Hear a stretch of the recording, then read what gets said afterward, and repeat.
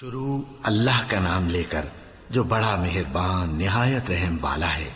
الف لام میم، یہ کتاب یعنی قرآن مجید، اس میں کچھ شک نہیں کہ اللہ کا کلام ہے، پرہیزگاروں کے لیے رہنما ہے، جو غیب پر ایمان لاتے اور آداب کے ساتھ نماز پڑھتے اور جو کچھ ہم نے ان کو عطا فرمایا ہے اس میں سے خرچ کرتے ہیں، اور جو کتاب اے پیغمبر تم پر نازل ہوئی اور جو کتابیں تم سے پہلے پیغمبروں پر نازل ہوئیں سب پر ایمان لاتے اور آخرت کا یقین رکھتے ہیں۔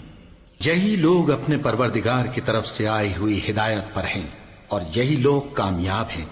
جو لوگ کافر ہیں انہیں تم نصیحت کرو یا نہ کرو ان کے لیے برابر ہے، وہ ایمان نہیں لانے کے۔ اللہ نے ان کے دلوں اور کانوں پر مہر لگا رکھی ہے اور ان کی آنکھوں پر پردہ پڑا ہوا ہے اور ان کے لیے بڑا عذاب تیار ہے۔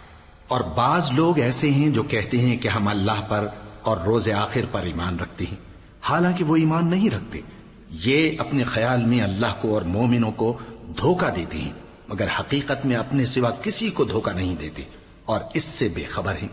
ان کے دلوں میں کفر کا مرض تھا، اللہ نے ان کا مرض اور زیادہ کر دیا اور ان کے جھوٹ بولنے کے سبب ان کو دکھ دینے والا عذاب ہوگا۔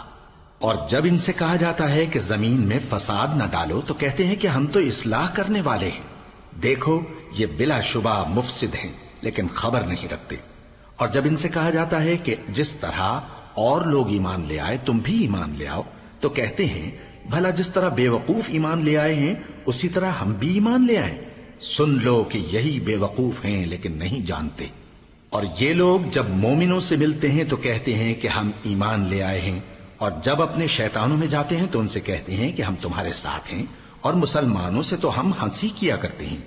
ان منافقوں سے اللہ ہنسی کرتا ہے اور انہیں مہلت دیا جاتا ہے کہ شرارت و سرکشی میں پڑے بہک رہے ہیں۔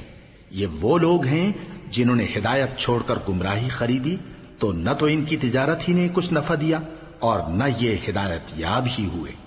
ان کی مثال اس شخص کی سی ہے جس نے شب تاریک میں آگ جلائی، جب آگ نے اس کے ارد گرد کی چیزیں روشن کی تو اللہ نے ان لوگوں کی روشنی زائل کر دی اور ان کو اندھیروں میں چھوڑ دیا کہ کچھ نہیں دیکھتے۔ یہ بہرے ہیں، گونگے ہیں، اندھے ہیں کہ کسی طرح سیدھے رستے کی طرف لوٹ ہی نہیں سکتے۔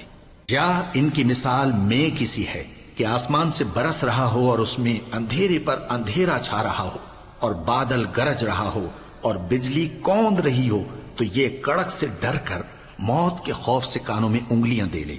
اور اللہ کافروں کو ہر طرف سے گھیرے ہوئے ہے، قریب ہے کہ بجلی کی چمک ان کی آنکھوں کی بصارت کو اچک لے جائے۔ جب بجلی چمکتی اور ان پر روشنی ڈالتی ہے تو اس میں چل پڑتے ہیں، اور جب اندھیرا ہو جاتا ہے تو کھڑے کے کھڑے رہ جاتے ہیں۔ اور اگر اللہ چاہتا تو ان کے کانوں کی سنوائی اور آنکھوں کی بینائی دونوں کو زائل کر دیتا۔ بلا شبہ اللہ ہر چیز پر قادر ہے۔